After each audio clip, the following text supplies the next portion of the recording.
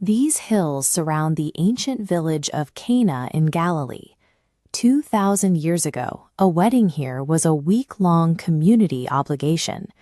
To host one successfully required a vast supply of wine to satisfy the strict social contracts of first-century hospitality.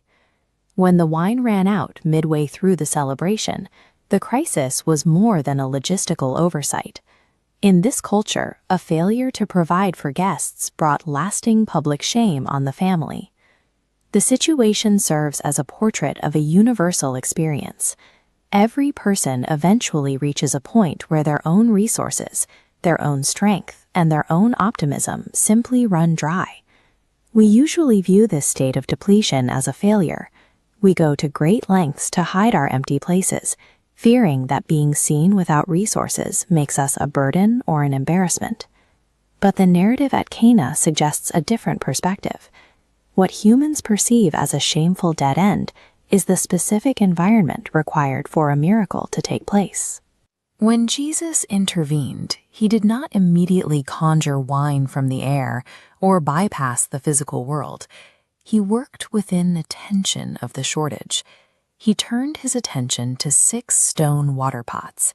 These were ordinary vessels used for ritual cleaning, unremarkable, heavy, and at that moment completely useless for the social crisis at hand. There is a pattern in this choice. Jesus looked past the prominent guests and the established wine cellars to focus on objects that had nothing inside them. He sought out the void. The jars possessed no inherent power or special religious status. Their primary qualification for the miracle was their lack of contents and their availability to be used. This suggests that a person's perceived weakness or lack of capability is not a disqualifier. Instead, a human life that willingly admits its own profound emptiness becomes the primary candidate for being filled by something completely supernatural. Jesus gave the servants a single instruction that appeared to ignore the actual problem: fill the jars with water. Collecting gallons of plain water did nothing to address the immediate need for wine. To a servant already under the stress of a failing event, this command likely seemed like an exhausting, illogical waste of time. Our instinct is to analyze the outcome before committing to the effort. We want to see the water become wine first. But this miracle required movement before understanding the mechanics, a natural task as the catalyst for a supernatural result. In this account, the physical labor of the servants provided the necessary environment for the intervention. The work of filling the jars preceded the transformation of the contents. The servants chose to act on the instruction without demanding an explanation. They poured the plain water to the very brim of the stone jars. Bringing the ordinary, simple water into the presence of Christ is the action that triggered the change. The text implies that the miracle occurred somewhere between the well and the tasting. This fragment of the Gospel of John preserves the earliest records of this event, marking it as the beginning of signs. The author notes Jesus manifested his glory, and as a result, his disciples began to believe in him.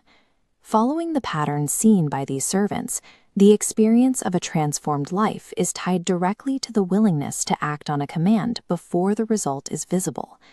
When the master of the feast tasted the water, he found it had become high-quality wine. Jesus changed the nature of the liquid, providing an abundance that far exceeded the original need. The Gospel accounts present this physical change as a model for a spiritual one. Just as the water was rewritten into wine, the text suggests that Jesus seeks to change the internal nature of the person who follows him. Think about the areas of your life that currently feel like those empty stone jars. Perhaps they are dry, seemingly very ordinary, and lacking what is necessary. The instruction remains the same.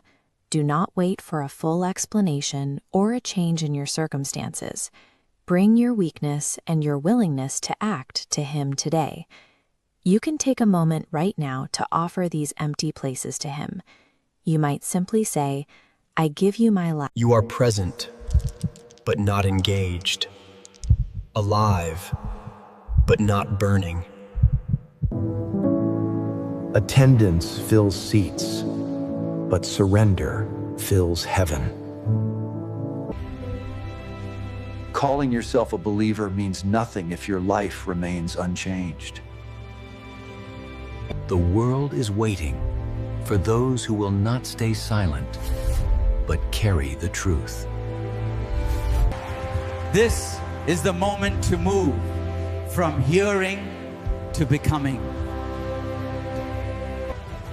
Through ABN, the gospel reaches nations and lives are transformed.